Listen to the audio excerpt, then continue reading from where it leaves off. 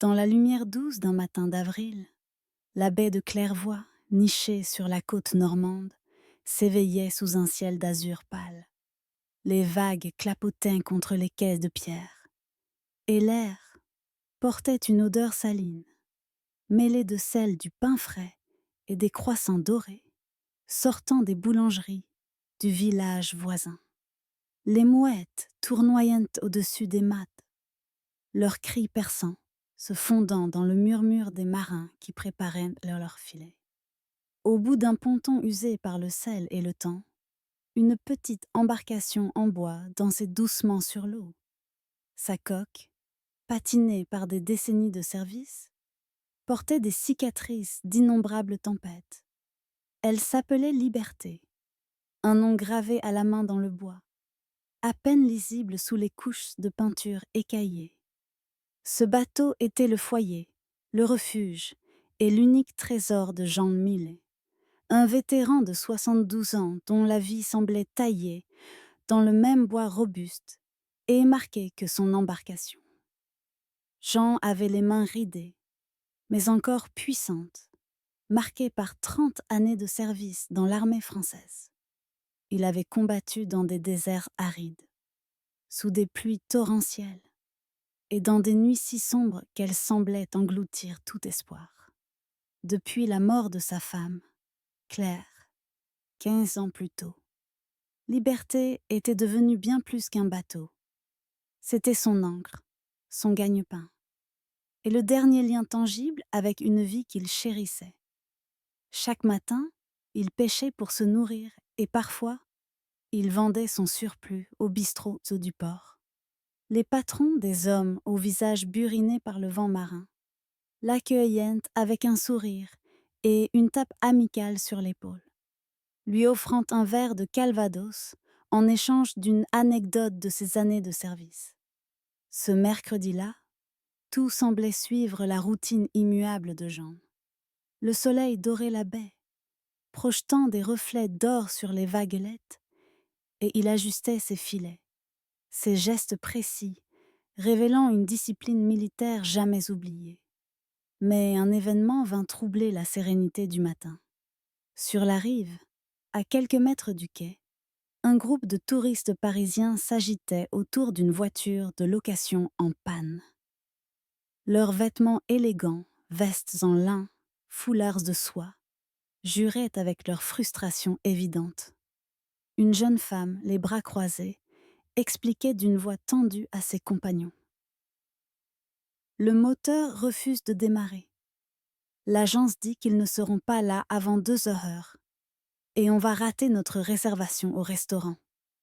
Ses amis, un couple d'une trentaine d'années et un homme plus âgé en chapeau de paille, semblaient tout aussi exaspérés, pianotant sur leur téléphone ou scrutant l'horizon, comme si une solution allait surgir de la mer. Jean, remarquant leur détresse depuis son bateau, attacha Liberté au ponton d'un nœud expert et s'approcha d'un pas mesuré. Sa silhouette, voûtée mais digne, portait encore l'autorité d'un homme qui avait commandé des troupes. « Un souci ?» lança-t-il, sa voix rauque, mais empreinte d'une chaleur sincère. La jeune femme se tourna vers lui, surprise par cet inconnu aux vêtements usés et au visage marqué par le soleil. « Oui, la voiture. Elle est morte. On est coincé. » Jean hocha la tête, son regard bleu délavé scrutant le groupe avec une bienveillance discrète. « Laissez-moi jeter un œil. J'ai passé du temps à réparer des moteurs pendant mon service militaire. Les vieux camions de l'armée, ça ne pardonnait pas. » Sans attendre de réponse, il retroussa les manches de sa chemise en toile, révélant des avant-bras couverts de cicatrices et de veines saillantes. Pendant près d'1 heure, il travailla sous le capot, ses doigts agiles naviguant entre les câbles et les pièces, comme s'il lisait une carte familière. Les touristes, d'abord sceptiques, l'observaient en silence, impressionnés par sa concentration. Jean, oubliant ses propres projets de pêche, s'acharnait sur le moteur, marmonnant parfois pour lui-même. Voyons, où est-ce que fichu carburateur? Lorsque le moteur rugit enfin, un cri de joie échappa au groupe. Monsieur, vous nous sauvez! S'exclama la jeune femme, un sourire éclatant illuminant son visage. Elle fouilla dans son sac et lui tendit une poignée de billets. Prenez ça, pour votre temps. Jean essuya ses mains sur un chiffon, un sourire discret aux lèvres. Pas besoin, mademoiselle. Aider, c'est dans ma nature. Rentrez bien et profitez de votre repas. Il leur adressa un léger signe de tête, presque un salut militaire, avant de retourner à Liberté. Les touristes, encore émerveillés, le regardèrent en s'éloigner, murmurant entre eux des mots comme héros et incroyable. Jean, lui, n'y prêta pas attention. Pour lui, ce n'était qu'un geste de plus, une habitude forgée par des décennies de service, où l'entraide était une seconde nature. Le soir venu, l'atmosphère paisible de la baie fut bouleversée. Un yacht rutilant, long de 20 mètres, s'amarra à quelques mètres de Liberté. Ses ponts en teck brillaient en sous des guirlandes lumineuses, et une musique électronique assourdissante résonnait, accompagnée des rires d'une foule élégante. Des hommes en costumes sur mesure et des femmes en robes de cocktail se pressaient sur le pont, un verre de champagne à la main, leur voix portant des accents parisiens et internationaux. L'ambiance festive contrastait brutalement avec la simplicité du petit bateau de Jean, qui semblait presque invisible à leurs yeux. Le propriétaire du yacht, un homme d'une 50aine d'années vêtu d'un costume blanc immaculé, remarqua pourtant Liberté.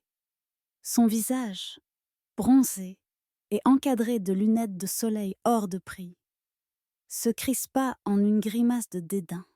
Il posa son verre sur une table en acajou et s'avança vers la rambarde.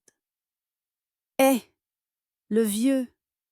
cria-t-il par-dessus l'eau, sa voix amplifiée par l'arrogance.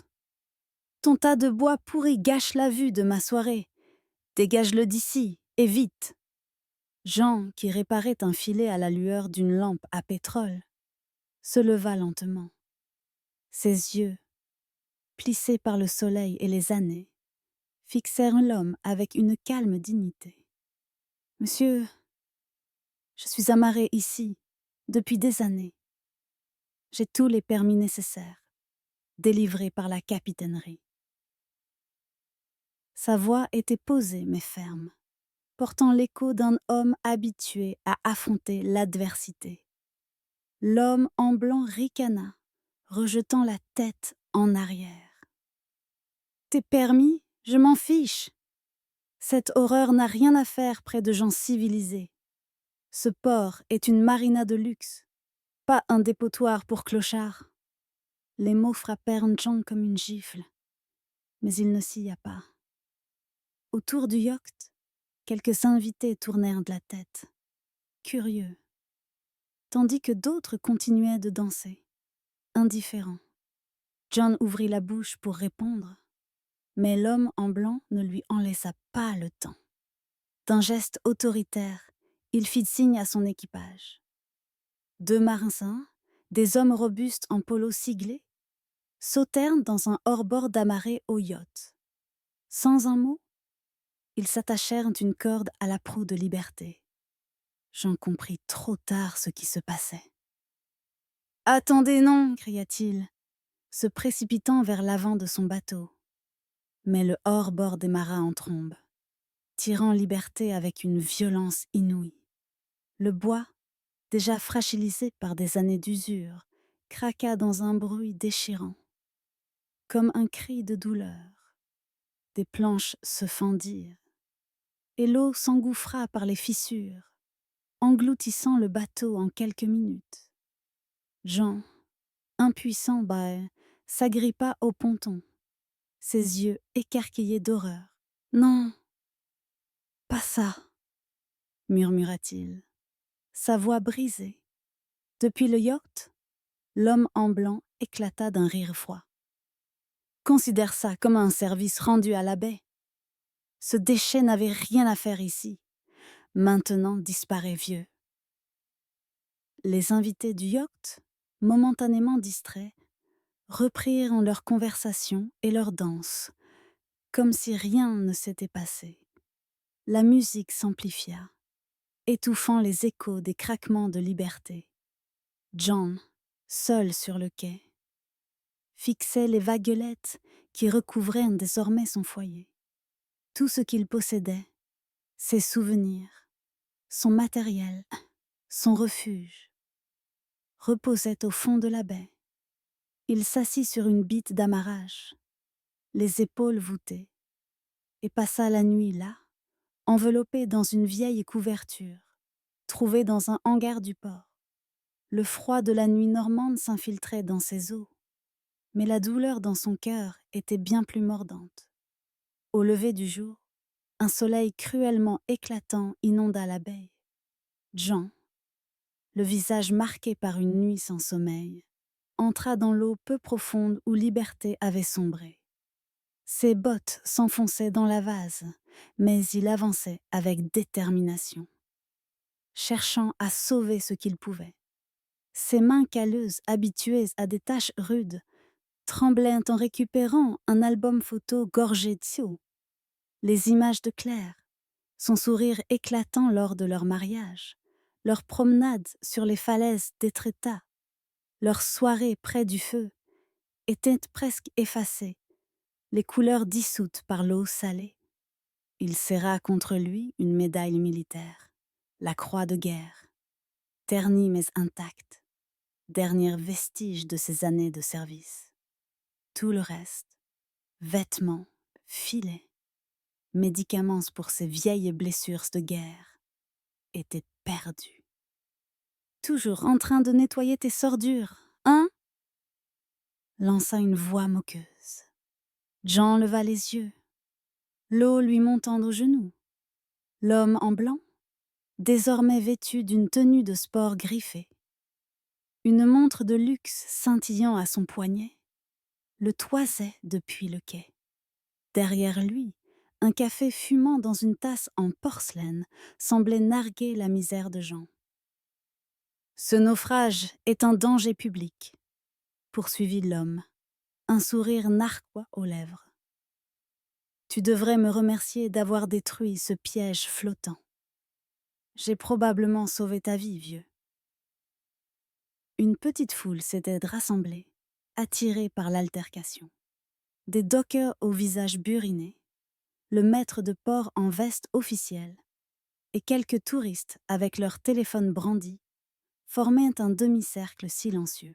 Jean, trempé et immobile, parla d'une voix basse mais claire. Ce bateau, c'était ma maison, tout ce que j'avais. L'homme en blanc éclata de rire, un son aigu et cruel. Eh bien, trouve-toi un vrai logement. Ce port est une marina de luxe, pas un refuge pour vétérans sans abri. On paye cher pour garder cet endroit prestigieux et ton épave fait tache. Un docker baissa les yeux, triturant son bonnet. Le maître de port mal à l'aise feignit de vérifier son carnet, évitant le regard de Jean. Quelqu'un devrait débarrasser ces débris, ajouta l'homme en blanc, s'adressant maintenant à la foule. Ça fait baisser la valeur du coin, ce spectacle pathétique. Quelques rires nerveux parcoururent l'assistance, mais personne ne le contredit. Jean, droit malgré ses vêtements trempés, ne répondit pas. 30 ans de discipline militaire l'avaient fait forger à encaisser les coups en silence, à garder la tête haute même dans la tempête. Pourtant, un léger tremblement dans ses épaules trahissait le poids de l'injustice.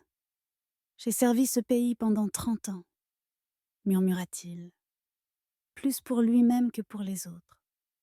J'ai donné ma jeunesse, ma santé, pour pour la France.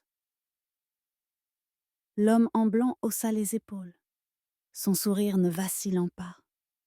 Le pays a évolué, mon pauvre. La France d'aujourd'hui n'a pas besoin de vieux héros. Tu devrais s'en faire autant et disparaître, loin de ma vue.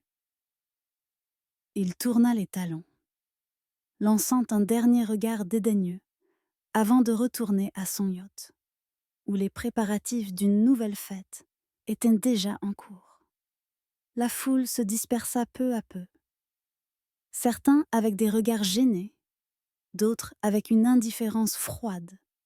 Le maître de port s'approcha brièvement, marmonnant quelque chose sur les délais de récupération des épaves et les réglementations maritimes, avant de s'éloigner précipitamment. À midi, Jean était seul sur le quai, entouré d'un maigre tas d'objets sauvés. Un compas cassé, l'album photo aux pages collées par l'eau, sa médaille et quelques planches brisées de liberté. Ses mains qui avaient en jadis manié des armes, sauvé des vies et construit une famille, semblaient désormais impuissantes face à cette cruauté civile. Au loin, sur le yacht, les rires et le tintement des verres résonnaient, comme si l'incident du matin n'avait jamais existé. Jean s'assit sur le quai, le regard perdu vers l'horizon. La baie, si belle et paisible, lui semblait désormais étrangère, presque hostile. Il pensa à Claire, à ses mots doux lorsqu'il rentrait blessé d'une mission. « Tu es plus fort que tout ça, Jean. Tu es mon roc. » Mais ce roc, aujourd'hui, se sentait érodé, usé par le temps et l'indifférence. Pourtant, quelque part au fond de lui, une étincelle de résilience forgée dans les tranchées et les déserts refusait de s'éteindre. Il ignorait encore que le destin, capricieux comme la mer, lui réservait une surprise, un écho de son passé qui viendrait bouleverser cette journée d'injustice. L'après-midi s'étirait sur la baie de Clairvoie, le soleil d'avril pesant comme une couverture chaude sur les quais de pierre. La mer scintillait, chaque vague réfléchissant une lumière dorée qui semblait narguer la douleur de Jean Millet. Assis sur une bitte d'amarrage, il contemplait le maigre tas d'objets sauvés des débris de liberté.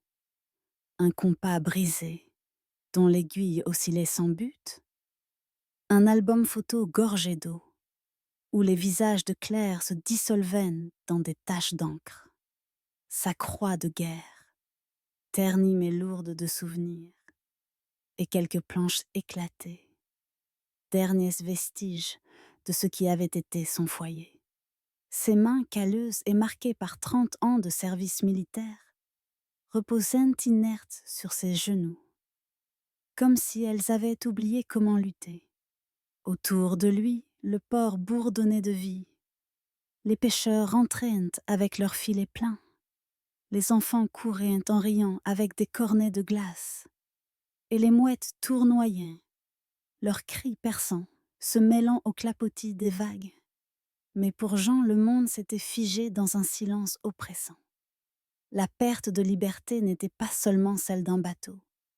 C'était la disparition d'un refuge, d'un lien avec sa femme Claire, dont le rire résonnait encore dans ses souvenirs. C'était l'effondrement d'une dignité qui l'avait protégé à travers des guerres, des blessures et des années de solitude. Au loin, sur le yacht rutilant qui avait détruit son foyer, une fête battait son plein. Les rires des invités, le tintement des verres de champagne et les basses d'une musique électronique résonnaient comme une insulte. L'homme en blanc, cet homme arrogant qui avait ordonné la destruction de liberté, paradait sur le pont, un cigare entre les doigts, entouré de convives élégants qui buvaient ses paroles. Ses gestes théâtraux, son costume immaculé, sa montre de luxe scintillant au soleil. Tout en lui semblait conçu pour écraser ceux qu'il jugeait inférieurs. Jean détournait les yeux. Il fixait l'horizon, là où la mer rencontrait le ciel, et repensait à ses années de service. Les nuits sans sommeil dans le désert, les camarades tombés sous le feu ennemi, les médailles qu'il avait acceptées sans fierté, par devoir. « Pourquoi tout ça ?» murmura-t-il, sa voix à peine audible dans le brouhaha du port. Il repensait à Claire, à leur soirée sur les falaises d'Étretat, où elle lui prenait la main et lui disait « Jean, tu es mon roc, peu importe les tempêtes, tu tiens bon. » Ce roc, aujourd'hui, se sentait érodé, usé par le temps et l'indifférence. Il se souvenait de leur petite maison à Honfleur, vendue après sa mort pour payer les dettes médicales. Liberté avait été son dernier bastion, un lieu où il pouvait encore entendre l'écho de sa voix. Maintenant, même cela lui avait été arraché. Il serra la médaille dans sa paume, le métal froid mordant sa peau, et ferma les yeux. Une vieille douleur née d'une blessure de guerre dans sa jambe se réveillait amplifiée par les heures passées dans l'eau froide. Pourtant, il refusait de bouger. Bouger, c'était admettre la défaite. Et Jean Millet n'avait jamais capitulé. Soudain, une voix claire et autoritaire brisa le fil de ses pensées. « Excusez-moi, monsieur, êtes-vous Jean Millet ?» Jean rouvrit les yeux, surpris. Un jeune homme en uniforme militaire impeccable se tenait devant lui. Son képi, parfaitement ajusté, projetait une ombre nette sur son visage sérieux. Les insignes cousus sur sa veste brillaient sous le soleil, indiquant le grade de capitaine. Ses yeux, d'un brun profond, scrutaient Jean avec une intensité qui le mit mal à l'aise. « Oui, c'est moi », répondit Jean, sa voix rauque teintée de méfiance. Il se leva lentement, ses articulations protestant après une nuit sur un banc et une matinée dans l'eau glacée. Sa chemise, encore humide, collait à sa peau, et il sentit le poids des regards curieux des passants. Le jeune officier s'avança, son regard ne quittant pas Jean. « Avez-vous servi avec le 45e bataillon lors de l'opération Tempête du désert ?» La question, précise et inattendue, fit froncer les sourcils à Jean. Il fouilla dans sa mémoire, cherchant un indice sur cet inconnu. « Oui, j'y étais, » répondit-il enfin. Adjudant-chef à l'époque. Pourquoi cette question ? À ces mots, le visage du capitaine s'éclaira et son attitude professionnelle vacilla un instant, laissant place à une émotion brute. Il fit un pas de plus et tendit la main avec une révérence presque solennelle. « Monsieur, je suis le capitaine Michel Renaud. Mon père était le lieutenant Jacques Renaud. » Le nom frappa Jean comme un coup de tonnerre. « Jacques, petit Jacques ?» murmura-t-il, ses yeux s'écarquillant. Une vague de souvenirs l'envahit. Une embuscade dans un désert brûlant. Un transport blindé en flammes. Et un jeune lieutenant, à peine sorti de Saint-Cyr, blessé et à demi conscient. Jean l'avait porté sur son dos, pendant 12 kilomètres à travers un territoire hostile, une balle logée dans sa propre jambe, refusant d'abandonner son camarade. Mon Dieu, le fils de Jacques ? Le capitaine hocha la tête, sa voix tremblante sous le poids de l'émotion. Mon père parlait de vous chaque jour jusqu'à sa mort, il y a 5 ans. Il disait que vous l'aviez sauvé, que vous aviez risqué votre vie pour lui. Monsieur, je vous dois mon existence. Sans prévenir, le capitaine se redressa et exécuta un salut militaire parfait, sa main ferme mais tremblant légèrement sous l'émotion. Jean, malgré lui, se redressa à son tour, son instinct militaire reprenant le dessus. Il rendit le salut, ses épaules carrées pour la première fois depuis la veille, son dos droit malgré la douleur. Les passants sur le quai à Dekisk, intrigués par cette scène, commencèrent à s'arrêter, formant un petit attroupement. Des dockers posèrent de leurs caisses. Des touristes abaissèrent leurs téléphones. Et même les enfants cessèrent de courir. Captivé par l'échange, le capitaine Renaud balaya du regard les débris de liberté, éparpillés comme les restes d'une vie brisée, puis jeta un coup d'œil vers le yacht où la musique continuait de résonner, insolente. Sa mâchoire se crispa et une lueur dure traversa ses yeux. « Que s'est-il passé ici, monsieur ?» demanda-t-il, sa voix redevenue professionnelle mais teintée d'une colère contenue. Jean hésita. Parler de l'injustice, c'était rouvrir une plaie encore vive. Mais face à ce jeune homme, dont le regard portait l'écho d'un camarade qui l'avait sauvé, il ne pouvait se taire. D'une voix basse, presque monocorde, il raconta les événements de la veille. L'arrivée du yacht, les insultes cinglantes de l'homme en blanc, la destruction brutale de liberté par le hors-bord. Il décrivit le craquement du bois, l'eau envahissant son bateau, et la moquerie cruelle de l'homme qui riait depuis son pont de luxe. Il parla sans amertume, avec la résignation d'un homme habitué à encaisser les coups. Mais chaque mot semblait alourdir l'atmosphère. Le capitaine l'écoutait en silence, ses poings se serrant imperceptiblement à mesure que l'histoire avançait. Lorsqu'il eut fini, Renaud sortit son téléphone et passa un appel bref, sa voix basse, mais tranchante comme une lame. « Monsieur, pourriez-vous attendre ici une trentaine de minutes ?» demanda-t-il ensuite, son ton redevenu formel. Jean, perplexe mais intrigué, acquiesça d'un hochement de tête. Pendant ce temps, la vie du port continuait, mais une tension nouvelle flottait dans l'air. Les dockers, qui avaient assisté à l'humiliation de Jean la veille, échangeaient des regards gênés.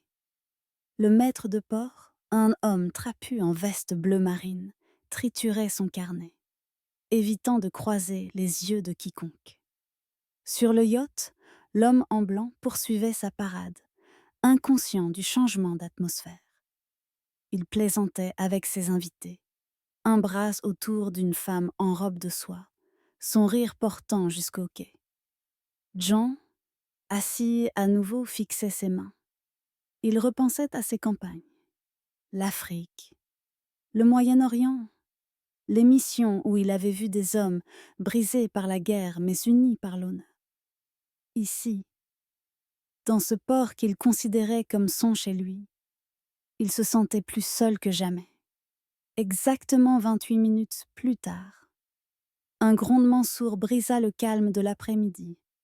À l'entrée de la baie, une vision imposante apparut. 5 navires de la Marine nationale, de taille variée, avançaient en une formation parfaite, leurs coques grises luisant sous le soleil. Leurs pavillons, ornés du tricolore, claquaient fièrement au vent. Ils se positionnèrent en un arc de cercle précis autour du port. Leur silhouette imposante réduisant le yacht à une simple tache de luxe égarée. Sur le yacht, la musique s'arrêta net, comme tranchée par un couteau. Les invités, déconcertés, se massèrent aux rambardes, murmurant entre eux avec des airs confus. L'homme en blanc émergea de sa cabine, un verre de champagne toujours à la main, son visage passant de l'agacement à une inquiétude visible. Depuis le navire de tête, un porte-voix diffusa une annonce solennelle, la voix amplifiée résonnant à travers la baie, comme un roulement de tambour. « Attention, port de Clairvoie! Ceci est une formation d'honneur militaire spéciale pour l'adjudant-chef Jean Millet, récipiendaire de la Légion d'honneur, héros de l'opération Tempête du désert et vétéran décoré de 3 campagnes militaires. La foule sur le quai, désormais grossie par des habitants du village, des pêcheurs et des commerçants, retint son souffle. Les touristes, habitués à filmer chaque instant, abaissèrent leur téléphone, captivés par la gravité du moment. Jean, immobile au bord du quai, sentit une chaleur inattendue monter dans sa poitrine demi. Il n'avait jamais cherché les honneurs, mais entendre son nom ainsi proclamé ravivait une fierté qu'il croyait éteinte.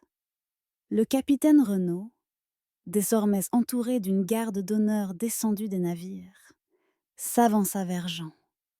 Les marins en uniforme impeccable formaient une haie silencieuse, leurs visages empreints de respect. D'une voix claire et puissante, Renaud s'adressa à la foule, son ton vibrant d'une autorité naturelle. L'adjudant-chef Jean Millet a sauvé 37 soldats français au cours de sa carrière, dont mon père, le lieutenant Jacques Renaud. Il a reçu la Légion d'honneur, la plus haute distinction militaire de notre nation, pour des actes de bravoure exceptionnels, allant bien au-delà de l'appel du devoir. Il marqua une pause, laissant ces mots s'installer dans l'air salin. Puis, il se tourna directement vers le yacht, ses yeux perçants fixant l'homme en blanc, qui semblait rapetisser sous ce regard. « Monsieur, le propriétaire de ce yacht, veuillez vous identifier. » L'homme en blanc hésita, son assurance vacillant comme une flamme sous le vent. La foule le fixait, et il sentit le poids de centaines d'yeux braqués sur lui. Finalement, il leva une main tremblante, son verre de champagne toujours serré dans l'autre. « C'est moi », marmonna-t-il, sa voix bien moins arrogante qu'auparavant. Le capitaine Renaud poursuivit, sa voix d'acier masquée par une politesse glaciale. « Monsieur, vous occupez actuellement l'emplacement d'un héros national dont vous avez détruit la propriété. Votre acte constitue une atteinte grave et je vous suggère de vous préparer à expliquer vos actions aux autorités portuaires et, potentiellement, aux procureurs fédéraux, immédiatement. » Le visage de l'homme en blanc blêmit, ses lèvres s'entr'ouvrant sans qu'aucun son n'en sorte. Des officiers en uniforme, accompagnés de gendarmes maritimes, montèrent à bord du yacht, leur démarche méthodique contrastant avec la panique croissante des invités. Certains tentaient de s'éclipser discrètement, d'autres chuchotaient, jetant des regards nerveux vers les navires militaires. La police portuaire, arrivée entre-temps, escorta l'homme en blanc, désormais silencieux, vers un véhicule en attente. Son costume, si immaculé la veille, semblait froissé, comme si son arrogance s'était dégonflée avec lui. Les rires et la musique avaient cédé la place à un silence pesant, seulement brisé par le clapotis des vagues et le murmure de la foule. Le capitaine Renaud s'approcha de Jean, une enveloppe officielle à la main, scellée par un cachet du ministère des Armées. « Monsieur, au nom du ministre ? J'ai l'honneur de vous remettre ceci, » dit-il, sa voix adoucie par le respect. Il tendit l'enveloppe à Jean.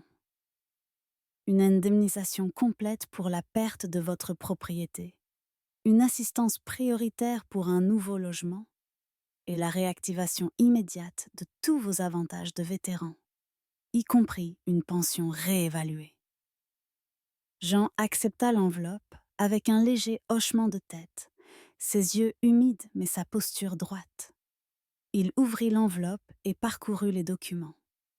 Des formulaires officiels, un chèque et une lettre signée de la main du ministre, exprimant la gratitude de la nation.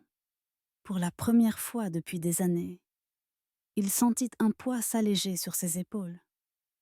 De plus, ajouta le capitaine, un sourire discret aux lèvres, mon unité serait honorée si vous acceptiez un hébergement temporaire à bord de notre frégate, la Normandie. le temps que votre situation soit stabilisée. Jean tourna son regard vers le navire indiqué, une imposante frégate dont l'équipage se tenait au garde à vous, saluant avec une précision impeccable. Les marins, jeunes pour la plupart, le regardaient avec une admiration qui le troubla. Ils n'avaient jamais vu son passé à travers les yeux d'une nouvelle génération, et cette reconnaissance, si inattendue, le laissa sans voix. Alors qu'il s'apprêtait à répondre, quelque chose d'inattendu se produisit. Les dockers, qui étaient restés silencieux la veille, s'approchèrent timidement. L'un d'eux, un homme corpulent aux cheveux grisonnants nommé Pierre, ôta son bonnet, triturant le tissu entre ses doigts. « Monsieur Millet, on a honte, » murmura-t-il, sa voix rauque d'émotion. « On était là hier, et on n'a rien fait. On vous a laissé tomber. On aurait dû parler, intervenir. » Un à un, les autres suivirent, leurs visages marqués par le remords. Un jeune docker, à peine 20 ans, ajouta: « Mon grand-père était militaire. Il disait toujours que les héros, c'est pas ceux qui paradent, mais ceux qui tiennent bon. Vous êtes un vrai. On est désolé. » Le maître de port, un homme trapu nommé Gérard, s'avança à son tour, visiblement ébranlé. Il tendit la main à Jean, ses yeux fuyants mais sincères. « On a failli à notre devoir, monsieur, moi le premier. J'ai vu ce qui s'est passé et j'ai détourné les yeux. Ça ne se reproduira plus, je vous le promets. » Jean serra sa main, un geste simple mais lourd de sens. Il ne dit rien, les mots lui manquaient. Mais son regard, calme et ferme, parlait pour lui. Le capitaine Renaud s'adressa une dernière fois à la foule, sa voix résonnant avec une autorité tranquille mais puissante. Certains héros ne cherchent jamais la gloire. Commença-t-il, son regard balayant les visages attentifs. Ils servent en silence, se sacrifient sans bruit, et ne demandent rien en retour. Mais nous, en tant que nation, leur devons tout. Notre liberté, notre sécurité, notre mode de vie. Jean Millet est l'un de ces héros. Il a sauvé des vies, porté l'honneur de la France et continué à donner, même après avoir tout perdu. Aujourd'hui, nous lui rendons une part de ce qu'il mérite. Alors que Jean montait à bord de la Normandie, guidé par le capitaine Renaud, chaque marin maintint un salut parfait, leurs mains figées dans un respect absolu.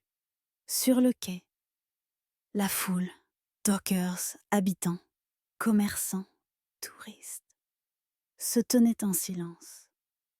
Beaucoup avaient les larmes aux yeux. D'autres plaçaient une main sur le cœur, un geste spontané pour honorer l'homme qu'ils avaient ignoré trop longtemps. Les enfants, sentant la solennité du moment, s'étaient tus, serrant les mains de leurs parents. Même les mouettes semblaient avoir suspendu leurs cris, comme si la baie elle-même rendait hommage. Jean, debout sur le pont de la frégate, posa une main sur la rambarde, le métal frais sous ses doigts. Il regarda une dernière fois la baie de Clairvoie. Les débris de liberté gisaient encore dans l'eau, mais il ne définissait plus son histoire. Il pensa à Claire, à son sourire, lorsqu'elle l'accueillait après une mission, à ses mots doux. « Tu es plus fort que tout ça, Jean. » Quelque part, il savait qu'elle souriait encore, fière de lui. Et lui, pour la première fois depuis des années, se permit un léger sourire en retour. La mer, vaste et immuable, s'étendait devant lui, et avec elle, une promesse discrète, celle d'un nouveau chapitre, bâti non pas sur des pertes, mais sur l'honneur retrouvé.